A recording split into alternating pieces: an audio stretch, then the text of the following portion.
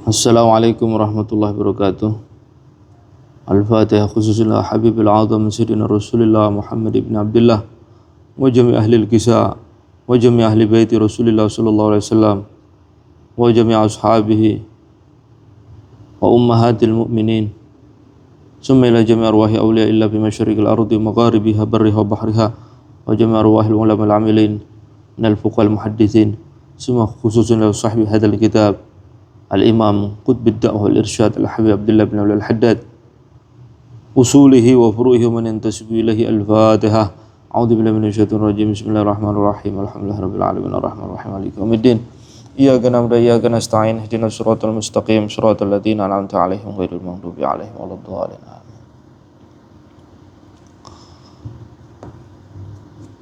Bismillahirrahmanirrahim. Rabbi shrah li sadri wa yassir li amri wahlul 'uqdatam min lisani yafqahu qawli wa saddid lisani wahdi qalbi bihaqqi sayyidina Muhammadin sallallahu alaihi wa alihi wasallam. Subhanaka la ilma lana illa ma 'allamtana innaka antal alimul hakim. Kita masuk hikmah yang ke-9.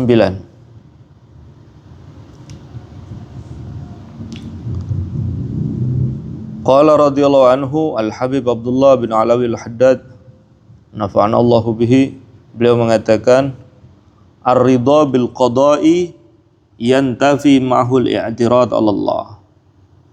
Ridha, puas dengan ketetapan Allah, qada, puas dengan ketetapan Allah akan menghilangkan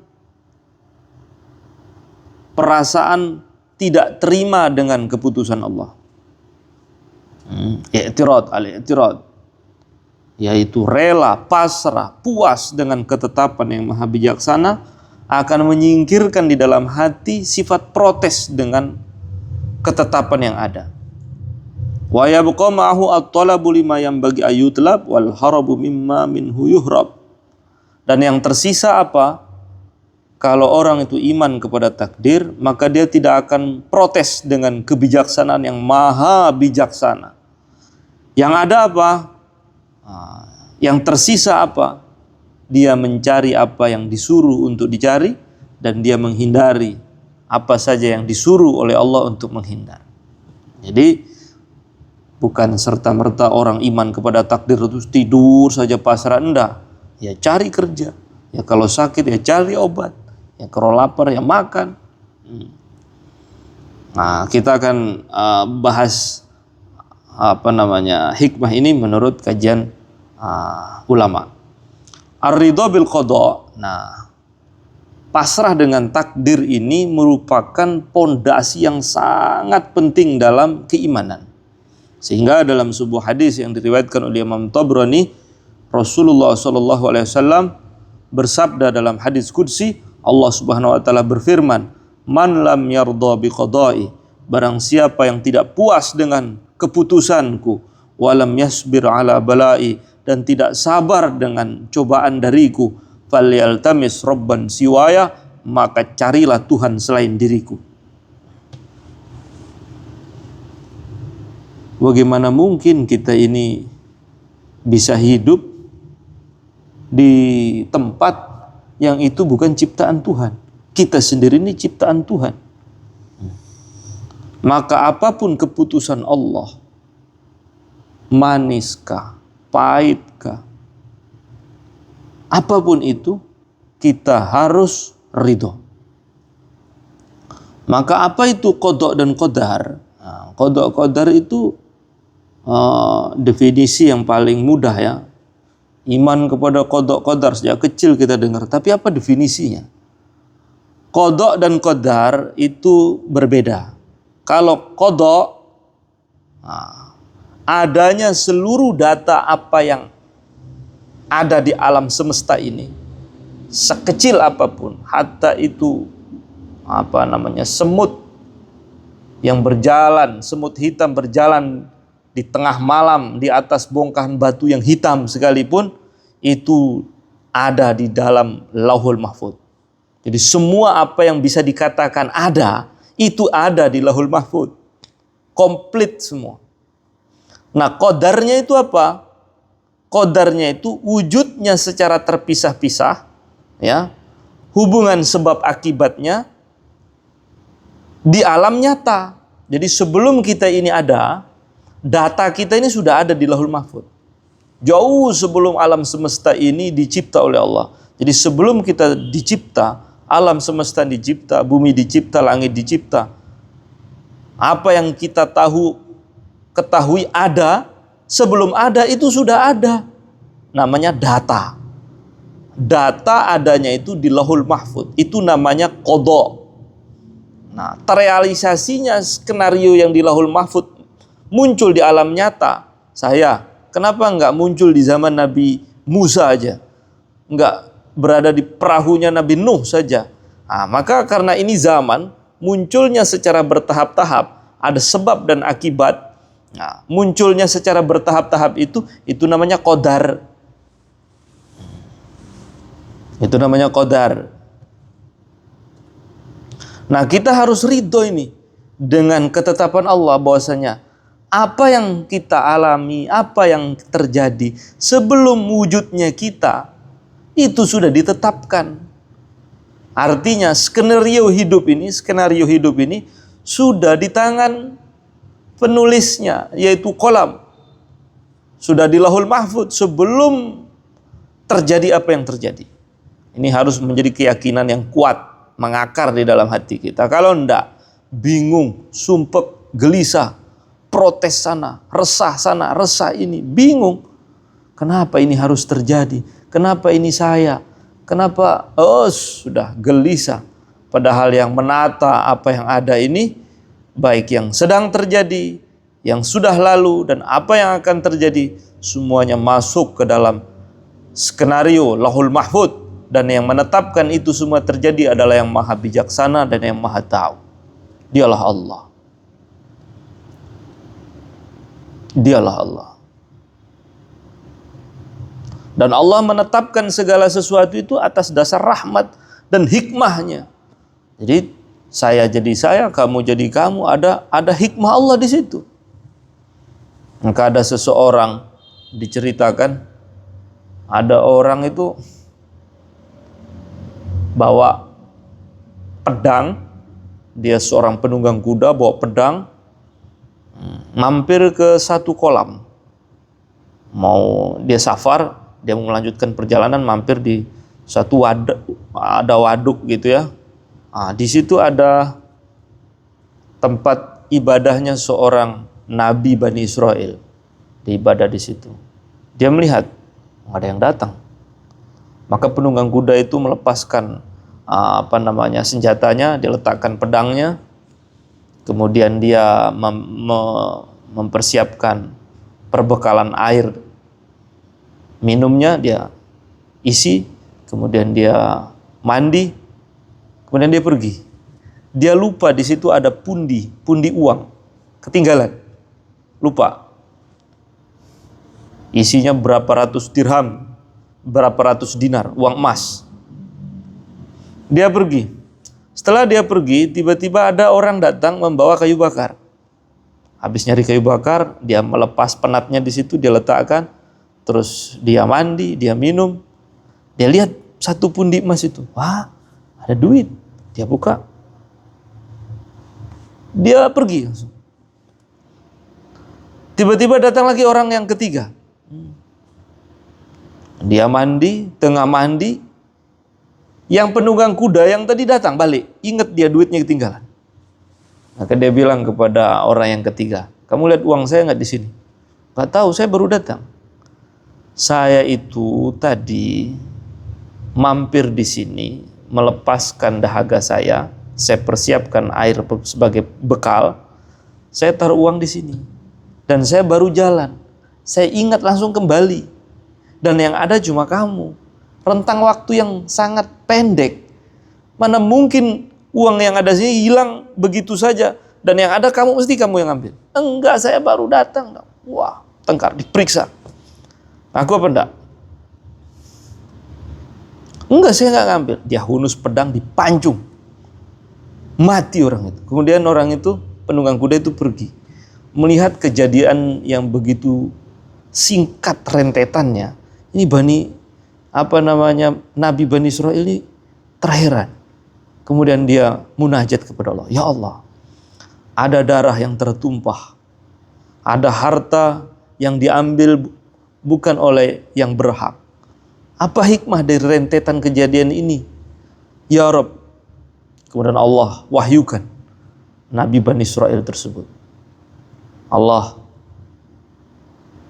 mengatakan kepadanya, wahai hambaku, kamu tidak tahu hikmah di balik itu. Kamu hanya melihat zahirnya. Sebenarnya si penunggang kuda itu dulu ayahnya pernah minjam uang 100 dinar emas kepada bapaknya si pembawa kayu bakar.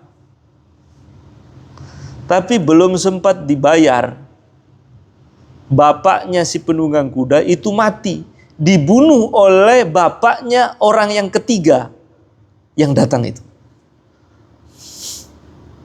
Sehingga uang si penunggang kuda itu diambil oleh si penjual kayu bakar, si pembawa kayu bakar, itu haknya. Karena bapaknya si penunggang kuda pernah minjem uang kepada si pembawa kayu bakar, tapi belum dibayar, keburu mati. Yang bunuh siapa? Yang bunuh bapaknya orang yang ketiga. Hingga dipertemukan dalam suatu kejadian, semua sama-sama mengambil haknya. Si pembawa kayu bakar ngambil waris hak dia karena bapaknya meninggal. Ya, bapaknya meninggal, diambil. Lah bapaknya si penunggang kuda nggak sempat membayar utangnya karena dibunuh oleh bapaknya orang ketiga, dieksekusi oleh anaknya, balas darah dengan darah. Jadi setiap yang terjadi itu ada hubungannya dengan yang sebelumnya. Dan hikmah ini hanya orang-orang tertentu yang bisa membuka. Hanya nabi, kadang aulia dibuka. Ini kejadian ini ada hubungan dengan kakek yang kesekian, ada terjadi ini, terjadi itu. Jadi kalau buku yang buatan manusia, setiap bab, subbab ada hubungan satu sama lain. Bagaimana dengan Lauhul Mahfuz? Semua apa yang terjadi ini terhubung dan mengandung hikmah yang luar biasa. Luar biasa. Maka protes dengan takdir, itu artinya protes dengan pencipta skenario hidup yang maha bijaksana penuh hikmah. Dan itu berat. Namun setiap orang yang meyakini bahwasanya semua yang terjadi, apa yang akan terjadi dan telah berlalu, itu merupakan ketetapan Allah yang maha bijaksana, tidak serta-merta terus tidur saja, nggak usah kerja. Nah, Imam Haddad mempertegas di sini, kalau seseorang itu ridho dengan takdir, apa yang terjadi dia ridho, kemudian hilang dari hatinya ada pertanyaan, kenapa sih hilang itu? Karena dia ridho, ini ketetapan. Nah, kalau itu asli, maka yang tersisa apa di dalam hatinya? At-talab lima yang bagi ayutlab. Dia tetap berusaha mencari yang diperintah oleh Allah untuk dicari. Dan dia menghindar terhadap hal yang memang oleh Allah disuruh menghindar. Seperti contoh, Allah larang kita misalnya melakukan hal-hal wala tulqu bi aydikum ila tahlukah, jangan campakkan diri kalian dalam kebinasaan. Ya sudah, dia hamba itu taat dengan perintah. Saya ini hamba, saya taat dengan perintah. Mana yang Allah suruh kerjakan ya saya kerjakan. Apa yang Allah suruh untuk hindari ya saya hindari. Kenapa kamu kerja cari rizki? Ya Allah yang suruh. Wabtagu min fadlillah, carilah anugerah dari Allah. Saya diperintahkan untuk cari rezeki, maka saya cari. Menentukan berapa yang saya dapat dari pencarian saya, itu bukan urusan saya. Itu takdir. Tugas saya mencari, bukan menentukan nominal. Jadi dia tetap berusaha. Dia tetap jaga kesehatan, tetap amar ma'ruf, tetap nahi mungkar. Walaupun dengan nahi mungkar dia itu dia yakin tidak mungkin hilang di kemungkaran. Karena akan tetap ada, karena itu keputusan. Begitu. Jadi dia berdoa sekalipun bukan mau mendikte Tuhan. Enggak. Kamu beribadah, menghamba kepada Allah, kamu bukti penghambaanmu, kamu mau dikte langit supaya alur cerita hidup kamu tuh kamu sendiri yang nentukan. Oh, enggak begitu hidup. Alur kehidupan ini yang tetapkan Allah. Kerjakan saja apa yang Allah perintah, itulah bukti pengabdianmu kepada Rabb. Maka ada kawan itu, sahabat saya, ya, dia tanya, kenapa saya sudah istikharah tapi belum nampak tidak muncul isyarah-isyarahnya. Pasrah itu tidak boleh komentar. Tidak boleh komentar. Dengan makhluk, antar makhluk saja kita sudah nggak bisa komentar. Kita ngakui kita sakit, datang ke dokter, mau disuruh buka mulut, buka. Ya. Mata disuruh buka, tengkurap, buka baju, terus digini-gini, colok, dicoblos dengan jarum. Pasrah, ridho. Kenapa kok bisa ridho dengan dokter disuruh nungging, disuruh tengkurap? Kenapa? Karena si pasien tahu dia lebih berilmu, dia lebih tahu, maka ridho.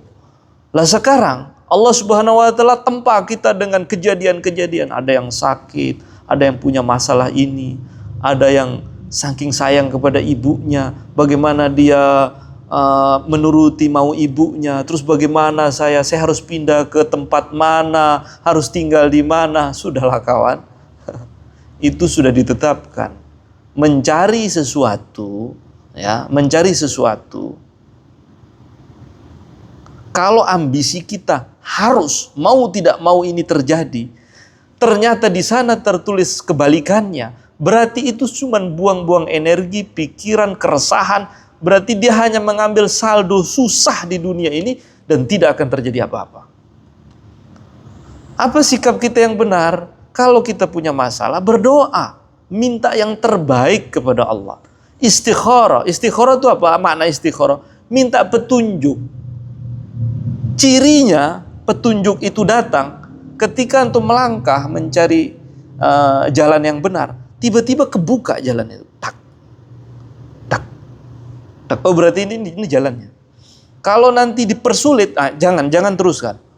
Pokoknya kita berjuang walaupun sulit, tabrak. Oh, enggak bisa. Karena Nabi sallallahu alaihi wasallam bersabda, fakullun muyassarun lima khuliqalah.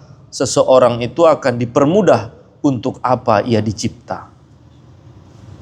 Ya, kamu dicipta untuk apa? Maka jalan kamu ke arah sana selalu dipermudah. Nah, kalau sudah bukan suratannya, itu terasa sulit sekali. Maka ridho dengan takdir. Jadi kita kalau berdoa karena diperintah. Diperintah. Tanda sesuatu itu akan dipermudah. Pertama kali dipermudah untuk menengadahkan tangan memohon kepada pemilik segalanya. Ya Allah. Dipermudah untuk istikharah. Nah, kalau nggak muncul isyarahnya, belum datang kemudahan, berarti yang doa dan istikharah ini terburu-buru. Maka di dalam sebuah riwayat,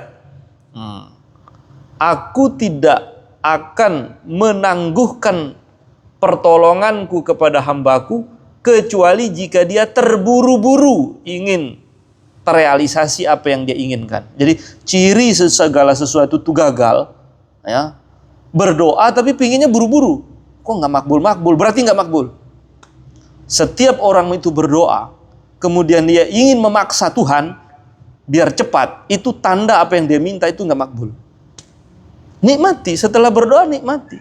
Belum Allah kehendaki, nikmati. Nah, ada poin yang penting di sini, ya, ridho kepada qadha itu apa? Ridho kepada qadha itu maksudnya adalah ridho dengan ketetapan. Yang di lahul mahfud itu kita ridho. Saya ridho ya Allah. Tapi kita nggak boleh ridho dengan muqdo. Jadi ada qadha, ada ridho bil qadha, ada ridho bil muqdo. Muqdo itu adalah realisasi dari yang tertetapkan. Misalnya begini. Baik buruk, maksiat taat, itu di lahul mahfud sudah tertulis. Maka yang ketetapan yang sana kita harus ridho, puas, rela. Harus ridho. Karena itu ketetapan Allah. Ketika Allah tampakkan terrealisasi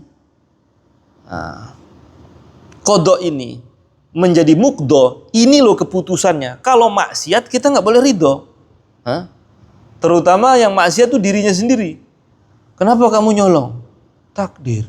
Oh, nggak boleh. Maka Imam Haddad mengatakan, orang yang membela diri atas nama takdir, atas kemaksiatan yang dilakukan, membela diri dengan nama takdir itu lebih berat dosanya daripada maksiat yang dilakukan itu sendiri. Nggak boleh keburukan, kemaksiatan yang kita lakukan atau orang lain melakukannya, kita pasrah menerimanya dengan alasan takdir. Gimana lagi takdir? Nggak boleh. Itu mukdo namanya. Keputusan, hasil keputusan, terrealisasinya keputusan yang di Lauhul Mahfuz hingga kita bisa lihat, itu namanya mukdo. Yang baik kita harus ridho, yang buruk kita tidak boleh ridho. Ada orang sholat, taat itu kita ridho, Masya Allah. Dia sholat, ahli sholat, jadi orang alim dia. Itu mukdo, ya. Terrealisasinya keputusan yang di Lauhul Mahfuz itu muncul ke alam nyata. Kalau yang baik kita ridho, kalau buruk, itu kenapa tuh? Minum dia. Kita tahu keputusan di sana memang minum. Nah, kalau kita melihat orang minumnya, kita nggak boleh ridho karena itu mukdo, terrealisasinya keputusan yang di atas. Kita harus ukur dengan syariat. Kalau sudah muncul di alam nyata, yang taat kita ridho, yang maksiat kita nggak boleh ridho. Entah itu dilakukan oleh diri kita sendiri atau orang lain, nggak boleh ridho. Ingkar, salah itu, dosa itu, nggak boleh kayak gitu. Kalau yang taat semangatkan, ayo terus semangat berjuang. Padahal sudah Lauhul Mahfuz sudah tertulis. Karena sudah muncul di alam nyata, maka pakai aturan syariat. Yang baik didukung, yang buruk diingkari. Nggak boleh ridho itu. Tapi keputusan yang di Lauhul Mahfuz saja, kodoknya, ketuk palunya, sudah kering itu semua, itu harus ridho. Kalau sudah terrealisasi ke alam dunia, lihat-lihat dulu. Kalau yang baik, ya kita support, motivasi, kita semangati, kita gembira. Kalau yang buruk, tidak boleh ridho, harus ingkar. Bisa paham maksudnya? Perbedaan antara qada dengan muqdo.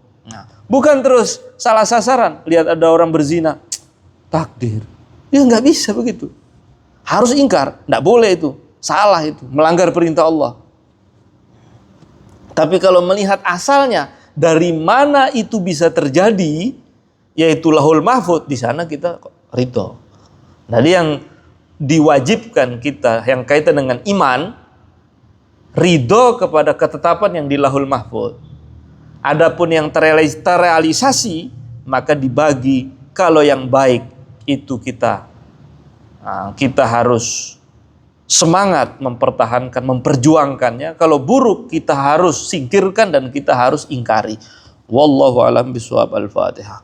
A'udzubillahi minasyaitonir rajim. Bismillahirrahmanirrahim.